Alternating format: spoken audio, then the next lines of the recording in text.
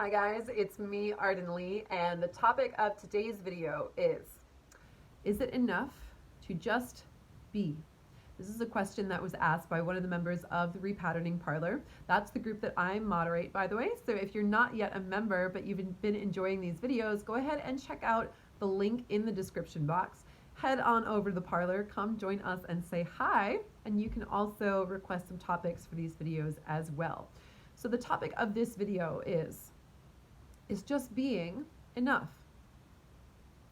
This is an interesting question because we hear a lot in the spirituality communities and personal development communities about the importance of just being.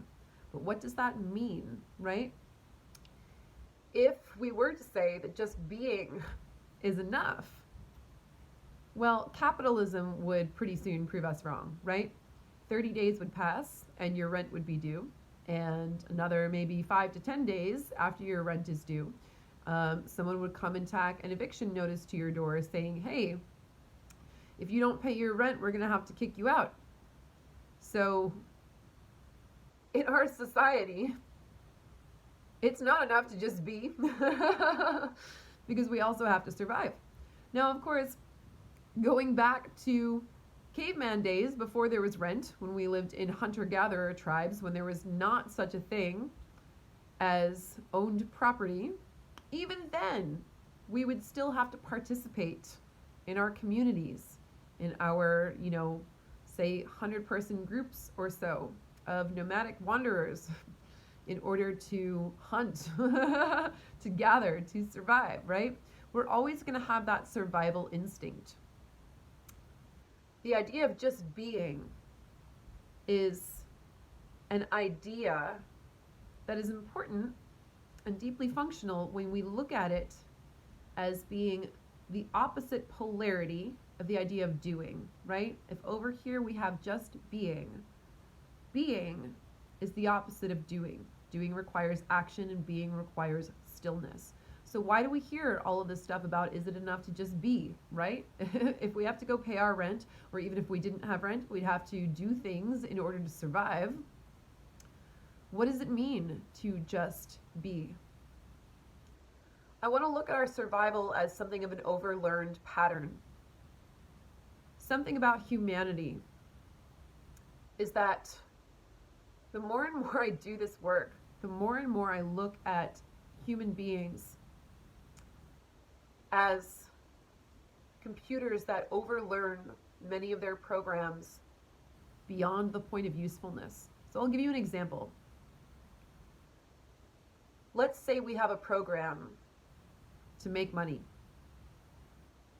We have a pattern where when we feel that bit of scarcity, that bit of, oh gosh, I've got to survive, right? I've got to pay my rent if I don't want to be evicted. I need to go make some money.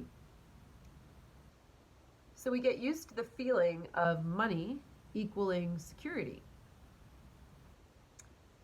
And when we're craving more security, what do? We go out and make more money. Well, we get to a point eventually where we reach something called the law of diminishing returns. The law of diminishing returns essentially says that there is a certain place where the thing that we are doing that has been useful to us peaks out at its usefulness. It reaches its usefulness capacity, and the returns begin to diminish, right? Making money is great at a certain point. At another point, its usefulness kind of dwindles off. I believe the last time that I looked up that statistic, the amount of money that we need to make per year to optimally correlate with our happiness was around $75,000. And that, of course, is adjusted for, being a single person in, an average city or whatever. If you live in an area that is more expensive, you're looking at something a little bit higher. But I think you understand the concept, right? And certainly as inflation, probably even just adjusting for inflation, since that statistic, we're probably up to about 90,000 by now. So the number itself doesn't matter, but I want you to understand the concept of when something maxes out its capacity for usefulness and begins to diminish in returns. We don't necessarily understand that point of maximum capacity as humans. This is also how addictions happen. At some point, alcohol seemed like a solution, right? Oh, I'm nervous in a social situation. I'm going to reach for alcohol. Oh, I have a bad feeling about something that I don't want to confront. I'm going to reach for alcohol. This seems to be a temporary solution. Hi, Edgar. At some point, it maxes out its capacity for usefulness and starts creating problems in our lives, right? Because we're essentially using it as escapism. We're using it to evade. So, that person who has that pattern of, oh, I feel scarcity, I feel uprooted around my survival, so I need to go make money. It sounds like a good pattern, right?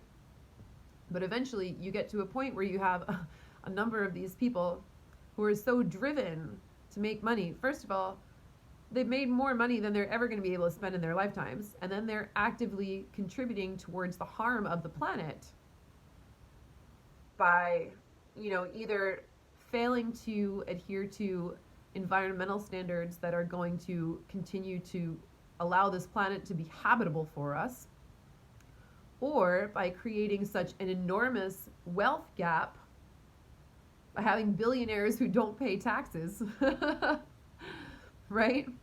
That others can't survive. And the truth is, of course, we really need the strength of the collective to survive. Earth is not a zero-sum game. Earth is a game of omni-consideration, right? What does this have to do with just being, you might ask? My point is, there's a point at which our doing becomes an overlearned pattern. We have to do at some point, right? Because we have to survive. Even if we didn't have rent to pay, we'd have to go hunt and gather and make sure that everyone is provided for.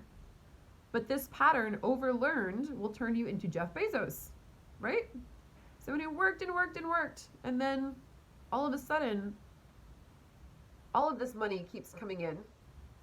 And instead of redistributing it, making sure that his employees can, work in a safe environment and have health care and not, collapse on the warehouse floor of exhaustion and can provide for their families, instead of doing that, he's hoarding and hoarding and hoarding.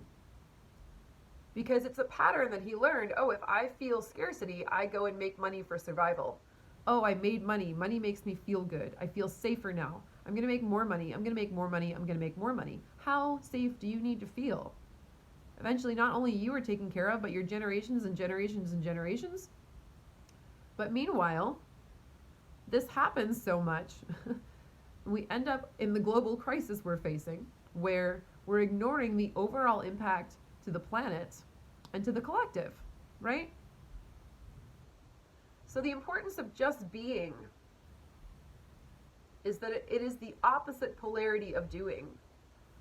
And the problem with our society right now is we have all overlearned a lot of doing. A lot of us don't even know what to do with ourselves when we have free time. This is something that I'm going through lately, which is, believe me, is a quality problem to have. But I have reached a point, I've been the last 3, 4, 5 years, I've been hustling so hard between my spiritual growth path for myself and my own transformation, which I really wanted to devour and get through. And in many ways, I was able to control the pace of that process,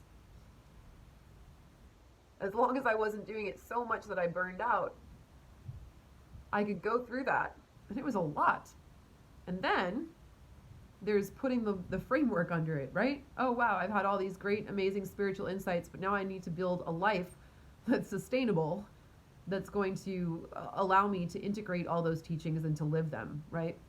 And since we do live in capitalism, for me, that meant learning how to run a business, which I'm definitely still learning, and also unlearning, because it turns out a lot of the things that you learn about how to run a business are closer to the Jeff Bezos model of capitalism than they are to the sustainability that we need to require in the first place.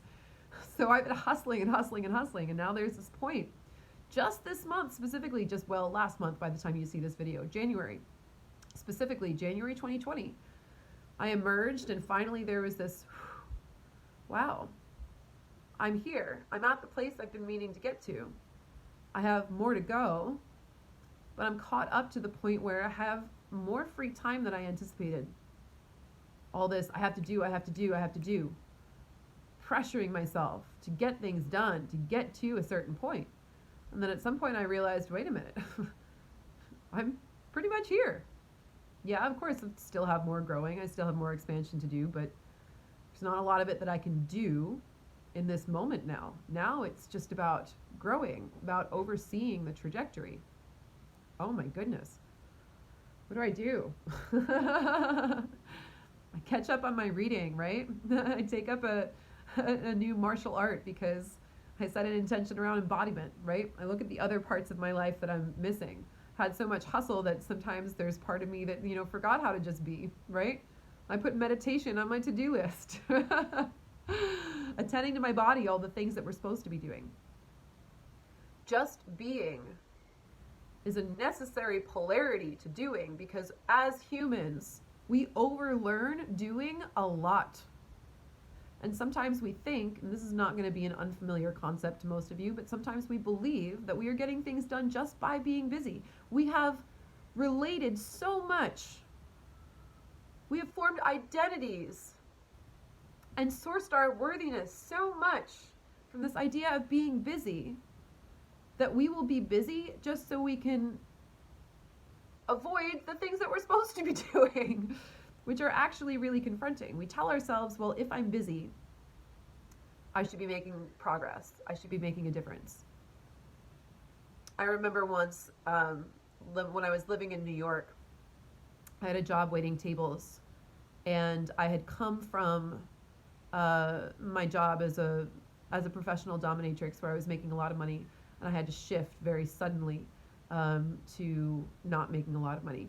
Which is another story which I won't get into because this video is already 12 minutes long, but I had this idea in my head that if I were really busy with all my shifts waiting tables, that I would make enough money to pay my rent. And that wasn't necessarily true. Just being busy doesn't mean we're getting things done, right? Just being busy doesn't mean we're reaching our goals. And often, in order to get that clarity of what would be effective, of how do we want to show up in the world, we need to create stillness. We need to be in this polarity of being. I wish I could say that it was enough for us to just be. And I do believe that so much of that is the goal, to get to a place where we can just be. And there's going to be a lot of people who are going to come at me and be like, Arden, that's doing, just the word goal is, you're putting people into this, into this framework where their worth is contingent on their productivity, and that's harmful. And of course, I don't believe that our worth is contingent on our productivity. And of course, I want for us to be able to have the freedom to just be. The truth is, however, we are in a global crisis. We are moving from a paradigm of zero-sum game, Jeff Bezos-based capitalism and environmentalism, dare I call it that. And we are moving to shifting toward a system of sustainability and, as Daniel Schmachtenberger coined, omni-consideration. And frankly, it takes all of us. So even though there wouldn't be a way to just be, even if we were to just be, we would have to get up at some point and go to the fridge and make ourselves a sandwich, right? There are things that we do to survive that we must continue to do. The problem is we've lost a lot of our connection and our being in touch with just being. And what we're hearing going through the collective now, saying just be, stop doing and just be, is a reminder to come back to that polarity. And it's an important one. The more that I create time in my life now for stillness, the faster things accelerate. Isn't that remarkable? Isn't it remarkable that it's not... That might be the first time I've actually realized that and put voice to it. The more opportunity I create for stillness, the faster things go. I wonder if that would have served me 3 years ago when I was hustling. I do believe there's a time to work hard.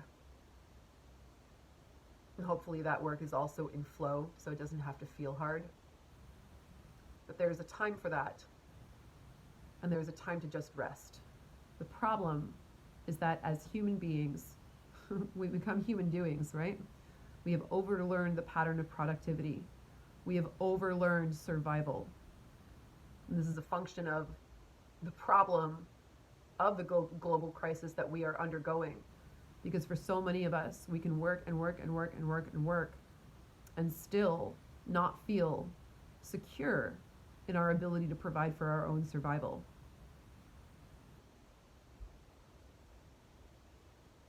Getting out of that framework is going to require some being, and it's going to require some doing of a different kind.